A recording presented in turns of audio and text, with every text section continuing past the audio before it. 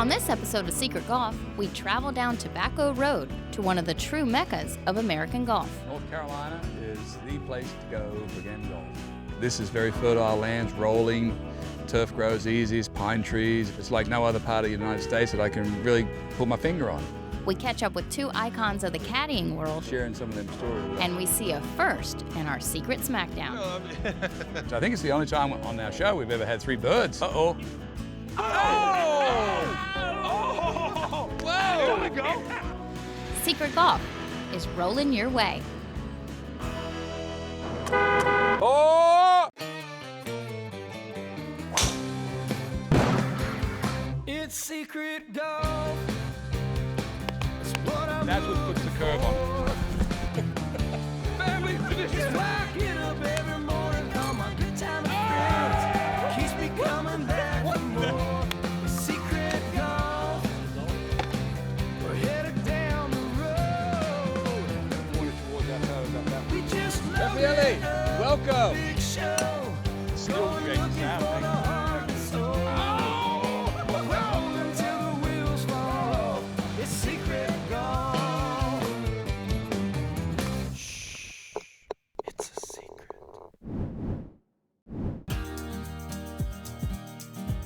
Pinehurst, North Carolina is referred to as the cradle of American golf, and Pinehurst Resort's number 2 is its crown jewel. While it may be famous for Donald Ross designs and major championship drama, this sleepy sandhill village boasts over 30 courses in just a 10-mile radius. North Carolina is the place to go for game golf. It reminds me a little bit of the sand belt in Australia. This is very fertile lands, rolling, turf grows easiest, pine trees. It's like no other part of the United States that I can really put my finger on. Pinehurst, you're gonna get up in the morning, you're gonna play 18 holes, replay in the afternoon, you're gonna have dinner and go to bed. That's what Pinehurst is. You know, it's pure golf. Number 2 is well documented, but the town of Pinehurst has something for everyone, including tracks on and off the beaten path. We've made this little secret run over to Talamore Country Club. Up until a couple years ago, you would have llamas as caddies. Yes, we would, yep. They'd come out and caddy. We'd put 2 bags on them, have somebody walk them around, and they'd go out and walk around, people carrying their bags and getting them out. And We're having trouble getting those llamas up there to come down. We're gonna try the old, Mick Dundee. Come on, we need to play a few holes. Just 3 or 4. Yeah, we found a whole different kind of caddy down there. And it's got cold hoofs. It won't come down. I've never had this much trouble getting a caddy to come out of the pen. Don't be confused, this is not a gimmick. Talamore Golf Club is a fine golf course, but they have llamas that are caddies. Insert llama into that frame. Tomorrow, I come back, we caddy, me and you, we talk, but we couldn't get our llamas to do any work. There was 3 over there, and they wouldn't come to work for us. You think I should hit driver off 14, Bandit? Okay, I'm going without you.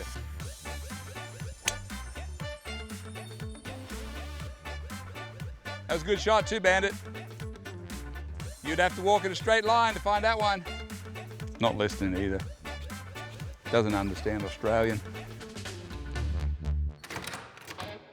Despite the llamas, Talamore is a traditional Pinehurst course, while Mike Strand's Tobacco Road Golf Club is anything but. We're at Tobacco Road. We are in the best part of the golf in the United States, Pinehurst area. This course was an old sand pit, Yeah, parts of it was used for the sand for the asphalt company as you see coming in. and they got some nasty looking undulations out here. It's visually intimidating, but there's ways of getting at the pin. Now, Jimmy, you regular here pretty good. I'm a regular. Come out here, and you enjoy this course. Why? It's just wide, it's easy to play, and it's always in good shape. It's Always in good shape. I've been to Pinehurst number 2 before. We played the US Opens here, etc. Never really knew much about all the other courses at Pinehurst, but you tipped me off to a little place that we put on the map this week, which was Tobacco Road, which was a most successful trip for us in many ways. It was just mind-blowing golf course from a visual perspective. 17 years ago, everybody thought they were crazy building this golf course. It's turned out beautiful. And the designer, Mike Strands, who only designed 9 courses, had this reputation that during his career that he was going to make impossible looking courses. Well, it is impossible looking, but it's only 6,500 yards long. Mike was a little ahead of his time. Unfortunately, he passed way too soon. When he burst onto the scene, really didn't care about what a typical golf course should look like. He was an artist first and then an architect second. And he wasn't scared to do something that might be considered too hard or something different. Just because it's different doesn't mean it's wrong. I'm telling you right now, yes, I'm sitting at Pinehurst number 2, right behind one of the most famous greens in golf. But if you come to North Carolina, you got to go to Tobacco Road and check that out. There are few more passionate about the game of golf than a caddy.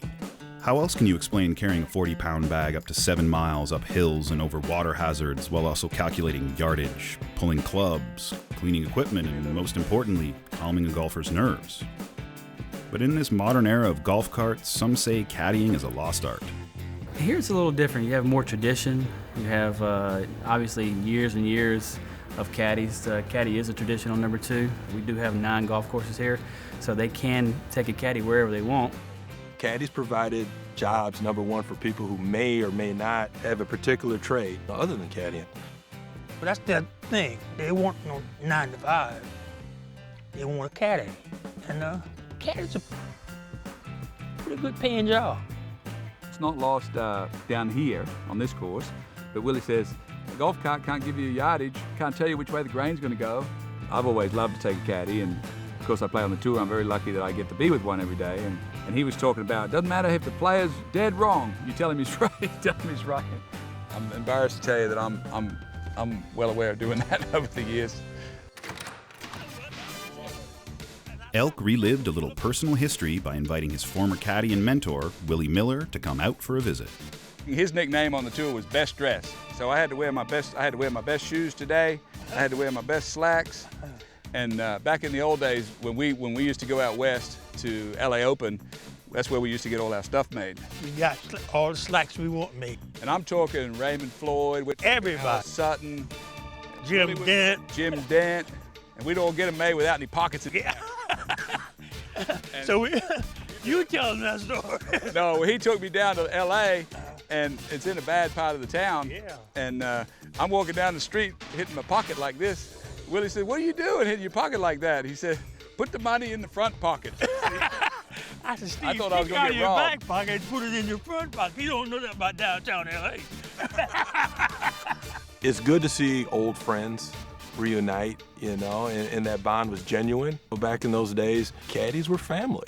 Elk was young, here's Willie. There has to be a little mentorship there. Although it's a business relationship, there's a true friendship and a little mentorship. I left my parents in Australia, so I didn't have a father figure when I came over here for all those years, other than talking to my dad on the phone. So Jackie Burke played that surrogate father role, but when I was on the tour and Willie Miller was my caddy, I had much more calming effect came from Willie. He would be able to calm me down, say, "Hey son, you got it, you can do this." Remember when you used to hit me with the club in the back of the grip? Will you do that for me one more time? This is what he'd put it right here. Boom, right there. People don't know how deeply bonded those connections are between the player and the caddy. Willie and I didn't even win anything as far as trophies, but we won a lot of things together. He helped me a lot in my life. What do you do when you play? Tell me what you think about your swing. And I try to turn my shoulders because I have a bad habit of just using my arms. And I line up way right of the target and pull it back. Pull it back. With my irons. And that's the way you've always done it? That's the way I've been doing it the last 3 or 4 years. Okay. I'm bad about lining up right of the hole and pulling it back. And when I'm on my game, it's no problem. And he gave me a tip to play it forward a little bit, and it seemed to work.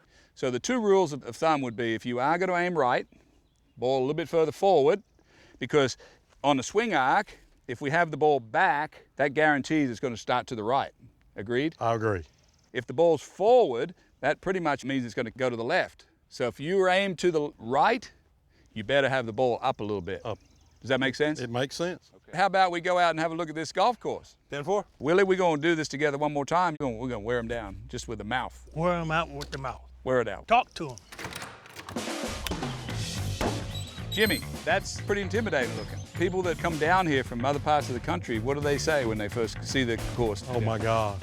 You know, the first hole at Tobacco Road reminded me of like being up at Kohler, Wisconsin or something. Like things are in your face, like there's a big hump over here and another hump there, and there's a saddle you gotta hit through, and it's like awesome for me, because I love that.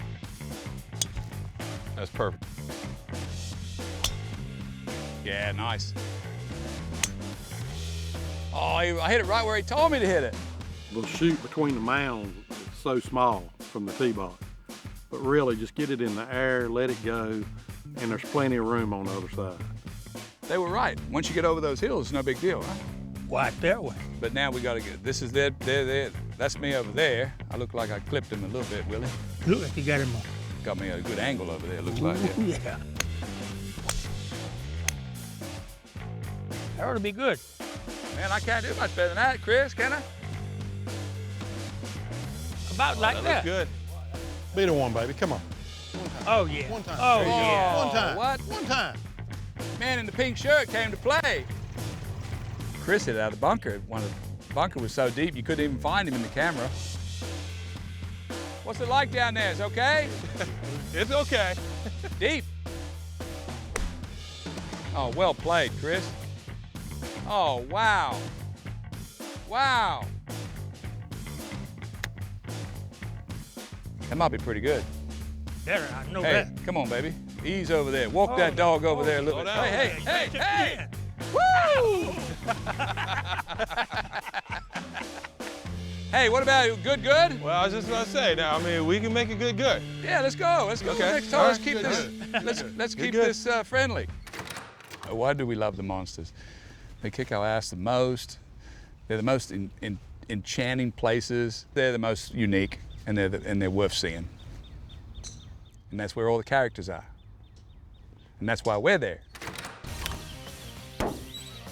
Hole number 5. People that come here have got to be amazed. This is gorgeous. This reminds me of like Pine Valley or something. Number 5 typifies the architect's style, where it was either go for a par 4 in one, cross all this sort of nastiness, or you could lay up to the right. So Jimmy, what are you going to do? I'm going to go for it. The pros can hit it a little bit farther than I can, so they're going for the green. I'm trying to go for the bowl right in front of the green, because I know if I can get it in that bowl, I got a good chance to make a 3. Damn straight, it's a good hit. We opted to go for the green. Don't necessarily have to, you know, would recommend it for every golfer. Go big or go home, so we all hit the big dog. Whoa, there we go. There she blows. Carry, sugar. Oh yeah, I saw it bounce. You got it. Woo! There you go. There you go. And the boys hit great drives. I was just a little bit longer than they were off the tee, and my ball actually got up onto the green and went over the back. But, oh, well, there you go. Jimmy played the most courageous shot from down below. Just keep running. Whoa. Harder. Uh-oh. That's on line. Uh-oh. Whoa. Look at that, Willie. There it is. That's tough to put up now. Ooh. You got that read, though, Hey, didn't you? that would have went into a mouse's ear. Elk, as we expected, drains his, and now Jimmy's left one of the hardest putts in golf to have. That's a better putt. Oh, There you go. There you go. There you go. Hey, Steve made his, and I just topped right on top of it. We like to talk a little trash.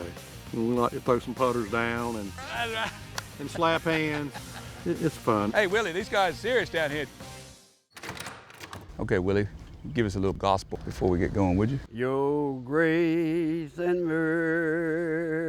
mercy followed me through. No other man has graced the grounds of Pinehurst quite like Willie McRae.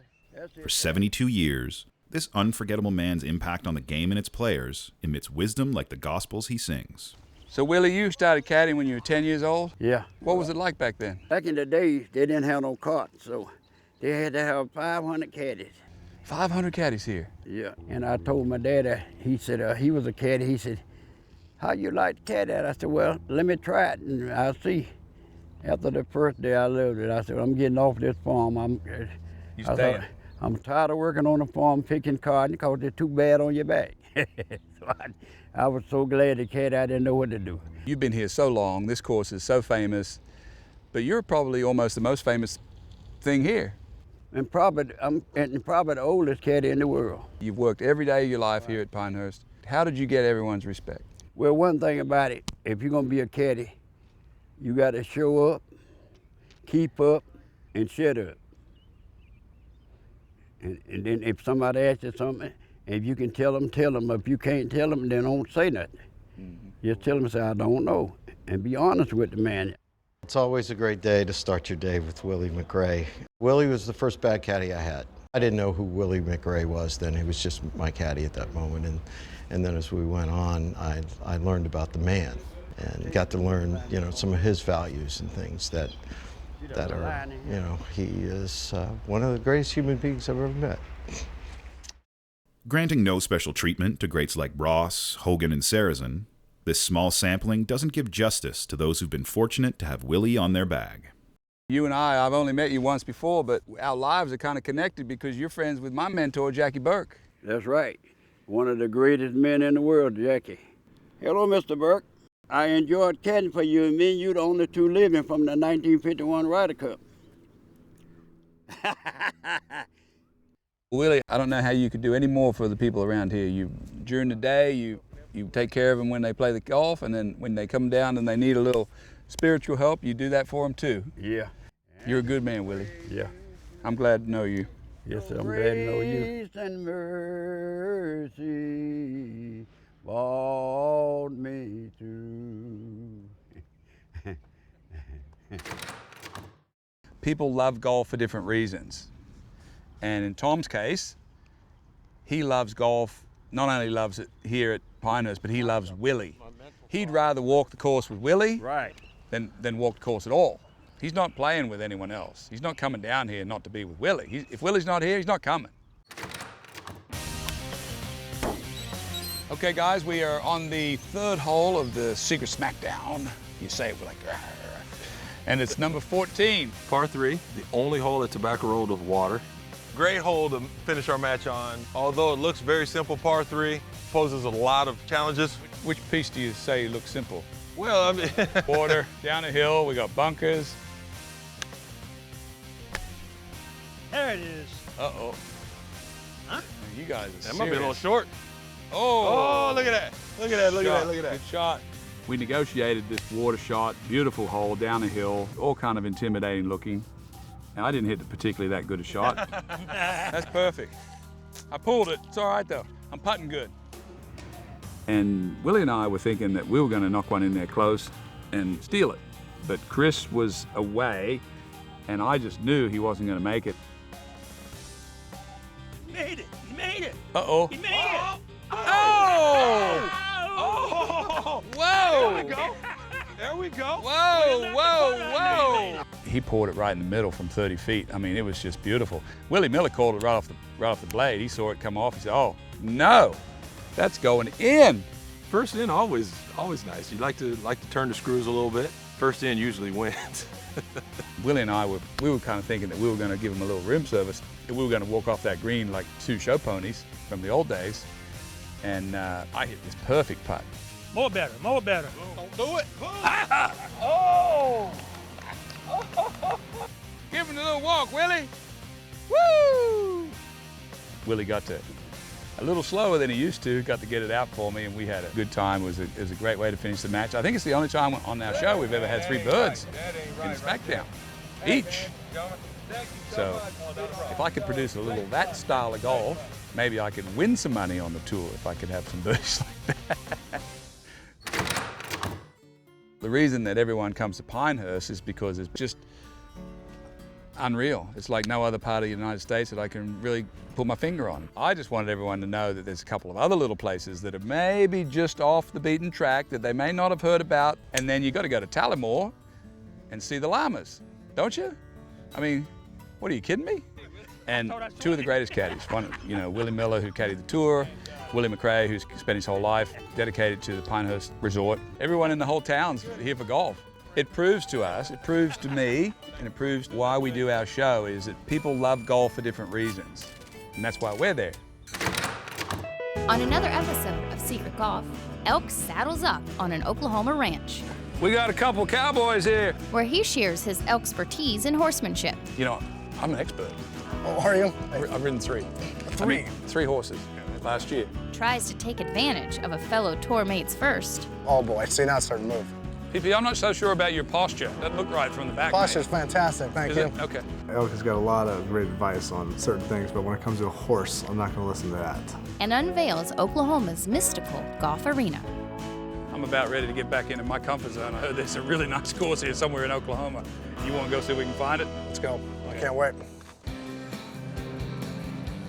Secret Golf with Steve Elkington has been a presentation of Secret Golf Incorporated.